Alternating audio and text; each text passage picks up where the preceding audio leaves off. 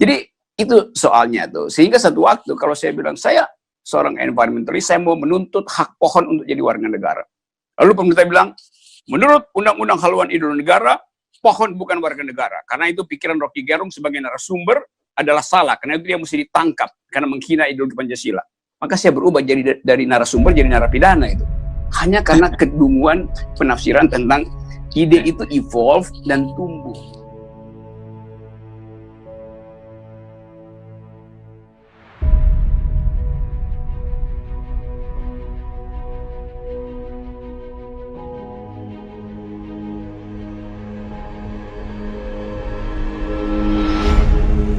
Negara Pancasila ini sudah final, tidak boleh dibicarakan lagi. Kalau ada yang keluar dari Pancasila, dari Undang-Undang Dasar 45, dari NKRI, dari kebinekaan kita, itu hal yang sangat fundamental sekali. Kalau itu ada ormas yang seperti itu, ya kita gebuk.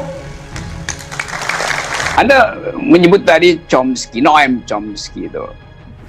Itu persis di dalam pikiran Chomsky. Saya mau terangkan apa yang Anda tanyakan tadi. Noam Chomsky menulis buku yang judulnya Manufacturing Consent itu. Jadi kesadaran kita itu dimanufaktur, difabrikasi itu. Nah, kalau negara punya ideologi, maka negara akan memfabrikasi pikiran kita itu. Artinya tidak ada produk alternatif selain produk yang dihasilkan oleh negara. Sama seperti nggak boleh ada mobil lain selain SMK karena itu mobil nasional. Itu ideologi bekerja seperti itu dasarnya tuh. Jadi sekali lagi di dalam demokrasi tidak boleh ada fabrikasi. Karena kemerdekaan berpikir itulah yang menghidupkan politik di dalam demokrasi. Kalau kita pakai istilah lain misalnya, kalau negara berideologi itu sama seperti saya bikin pesta, saya bikin undangan, lalu saya kasih dress code di situ tuh. Datang ke pesta saya, pakai baju putih merah gitu. Itu dress code. Jadi orang yang nggak pakai putih merah itu akan tersisi di dalam pesta. Nah, ideologi negara bisa seperti itu. Padahal demokrasi itu bukan dress code, tapi cross dressing. Itu bedanya tuh. Boleh saya campur warna merah dengan batik, boleh saya pakai jeans dengan batik. Demokrasi begitu. Kulturnya tuh cross dressing, bukan dress code. Ini soalnya tuh. Nah, begitu dia ada dress code, maka berlakulah prinsip Noam Chomsky tadi, manufacturing consent. Busana kita dimanufaktur untuk hanya boleh pakai satu warna, sama seperti Cina itu warnanya cuma biru dan itu aja. Baju yang diresmikan dulu ketika Mao Zedong berkuasa, lepas dari kekurangan bahan sandang waktu itu.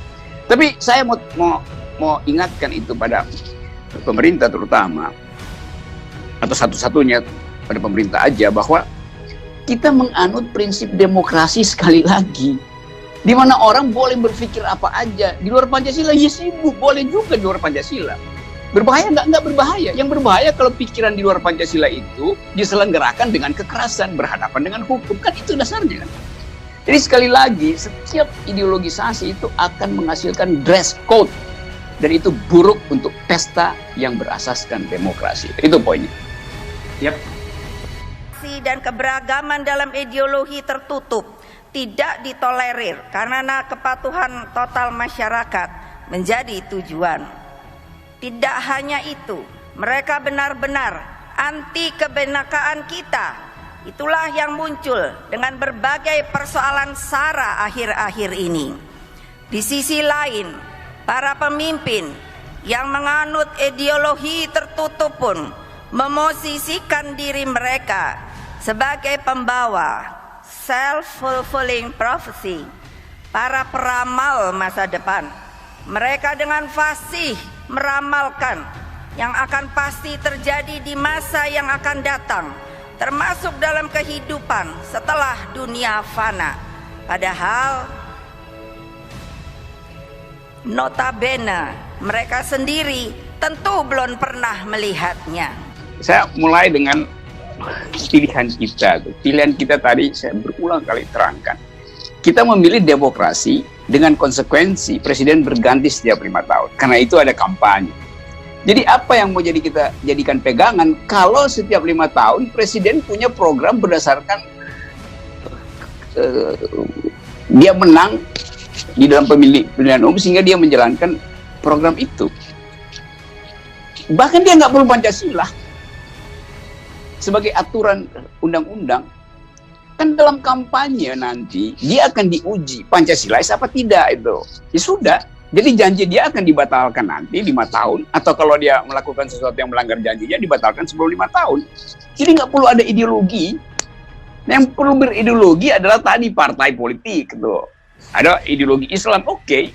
Karena bagi PKS misalnya penjabaran dari keadilan sosial lain dengan penjabaran dari PDIP. Ya udah sama-sama menjabarkan itu, tapi jangan dipaksakan sesuatu penjabaran itu berdasarkan apa yang diundangkan hari ini, yaitu dalam Pancasila.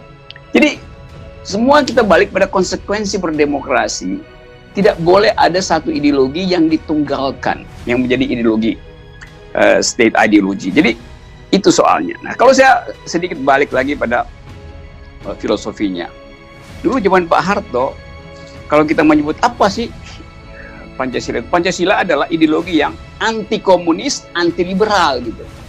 Jadi ideologi dari Pancasila sebagai ideologi adalah ideologi yang anti ideologi. Karena Pancasila sendiri nggak bisa runtut sebagai ideologi karena ada kontradiksi di dalam sila-silanya tuh. Ideologi itu harus koheren. Saya coba tunjukkan ya kontradiksi di dalam sila-sila itu. Sila keempat kita itu demokrasi. Sila pertama adalah ketuhanan. Karena itu akan disosialisasikan nanti. Semua orang Indonesia harus berketuhanan yang Maha Esa. Terus kalau ada anak yang kritis dia tanya, demokrasi boleh nggak tidak bertuhan? Ya boleh. Nanti kontradiksi kan? Sila pertama paksakan ketuhanan, sila keempat bilang boleh nggak bertuhan. Karena demokrasi. Kejahatan nggak? Itu bukan kejahatan. Dosa, ya dosa, tapi dia bukan kejahatan. Lain kalau ideologi itu dibikin utuh, maka yang sila pertama tidak boleh bertentangan dengan sila keempat. Karena itu saya mau terangkan dari awal, Pancasila itu bukan ideologi, tapi kumpulan pikiran ideologis. Itu soalnya. Kan Pancasila itu kan kompilasi dari pikiran dunia, karena Soekarno membaca Marxisme, Soekarno membaca Sun Yat-sen, nasionalisme, Soekarno pasti membaca pikiran-pikiran Eropa, sosialisme pada waktu itu. Jadi kalau kita bilang Pancasila itu satu ideologi yang utuh, itu omong kosong. Karena justru dia kompilasi dari berbagai macam pikiran dunia itu. Jadi kalau dibilang berguna, ya berguna sebagai kompilasi, bukan sebagai satu framework yang selesai, yang mengatur psikologi manusia, mengatur arah ekonomi, mengatur arah politik, kan nggak mungkin. Jadi ini kesulitannya di situ. Yang kedua, masih dalam usaha untuk menerangkan kontradiksi di dalam pengertian haluan ideologi itu. Kalau undang-undang itu bunyinya haluan ideologi Pancasila, maka mesti dicari keterangan bahwa undang-undang dasar kita mengatakan Pancasila itu adalah ideologi negara. Di mana? Nggak ada satu istilah pun di dalam undang-undang dasar yang mengatakan bahwa Pancasila itu adalah ideologi negara. Lalu orang bilang, ya itu kan sinonim dengan dasar negara. Lain, konsekuensinya lain. Menyebut dasar dan menyebut ideologi negara itu lain. Jadi kalau Pancasila mau dijadikan ideologi negara, mesti sidang MPR dulu buat merubah pengertian itu. Karena konstitusi cuma bilang itu dasar, bukan ideologi. Apalagi disebut haluan. Dua kali penegasan haluan ideologi. Itu bahaya banget kan. Jadi itu soalnya tuh. Nah, kekonyolan yang lain adalah nanti orang akan tanya, apa perbuatan yang Pancasilais? Padahal Presiden waktu kampanye mengarahkan 2024 misalnya semua orang akan kampanye dengan idenya masing-masing. Jadi keragaman kita itu justru dibatalkan oleh penyelenggara negara yang alat-alat berpikirnya itu serampangan, berantakan jadinya. Upaya untuk merapikan perbedaan melalui undang-undang yang disebut haluan ideologi Pancasila. Ini soal yang menjengkelkan. Mungkin lebih baik nanti ada undang-undang.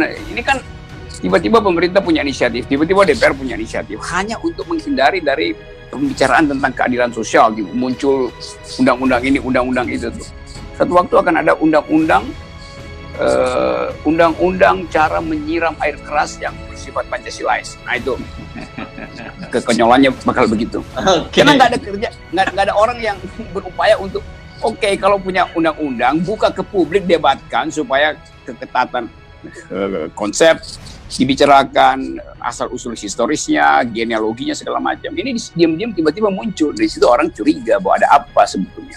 Sementara itu, Dewan Pimpinan Majelis Ulama Indonesia mengeluarkan maklumat menyikapi rancangan Undang-Undang Haluan Ideologi Pancasila yang akan segera dibahas di DPR. Dalam maklumat yang diterbitkan dan ditandatangani Wakil Ketua Umum, Sekjen, dan 34 pengurus Provinsi MUI menuliskan penolakan terhadap rancangan Undang-Undang Haluan Ideologi Pancasila karena tidak mencantumkan TAP MPRS tentang pembubaran PKI.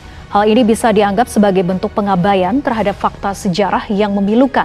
Dengan kata lain, bisa dianggap setuju terhadap pengkhianatan bangsa.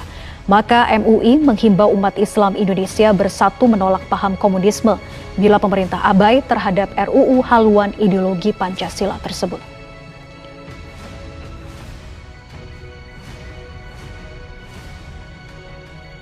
Dalam pikiran yang sama. Karena saya anggap Pancasila itu bukan ideologi. Pancasila itu kumpulan ide. Dalam demokrasi, ide itu harus dibiarkan tumbuh. Nah, sekali ide itu diresmikan melalui undang-undang, dia menjadi alat politik. Itu soalnya. Nah, kita lihat misalnya di dunia, dulu kita tahu yang namanya Partai Buruh, itu metode perjuangannya adalah class struggle, perjuangan kelas. Partai Buruh Inggris itu dia rubah anggaran dasarnya, menghilangkan istilah perjuangan kelas, karena udah nggak sesuai dengan zaman. Kenapa? Karena untuk memperjuangkan buruh itu orang bertengkar di parlemen, bukan lagi dengan berkelahi di jalan. Jadi berpindah diskursus itu, diubah. Demikian juga Marxisme dulu itu bukan ideologi, itu adalah alam pikiran filosofi. Tapi kemudian oleh Lenin di Uni Soviet dijadikan ideologi negara. Lenin menjadikan Marxisme state ideologi dengan mengubah Marxisme menjadi Leninisme.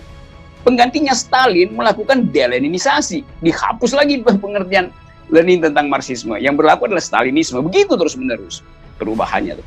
Jadi ideologi yang diresmikan itu justru menutup kemampuan kita untuk berpikir imajinatif. Itu duduk perkaranya tuh. Nah, karena itu kita harus teguh mengatakan di dalam demokrasi presiden itu berdiri di antara rakyat yang berbeda. Jadi jangan rakyat disamakan dalam satu kotak yang namanya Pancasila. Kalau ada rakyat berpikir untuk Islam adalah ideologi saya, oke, itu pikiran dia, pikiran partai. Ada yang Kristen adalah ideologi saya. Kalau saya misalnya, saya bilang, ideologi saya sebagai pribadi adalah environmentalism. Lalu saya tagih, di mana Pancasila menjamin bahwa ideologi saya environmentalism? Orang akan bilang, Soekarno nggak pernah bicara tentang environmentalism. Iya, karena ide tentang lingkungan pada waktu zaman Soekarno belum masuk dalam percakapan dunia. Tapi kalau Anda bilang sekarang itu bahwa environmentalism itu bukan ideologi, ya milenial semua akan marah pada Anda. Karena semua orang sekarang ingin memprotek lingkungan. Bahkan ingin memasukkan pohon sebagai warga negara. Itu udah ada dalam pikiran pembicaraan tentang konsep ide itu. Jadi itu soalnya tuh. Sehingga satu waktu kalau saya bilang, saya seorang environmentalis, saya mau menuntut hak pohon untuk jadi warga negara.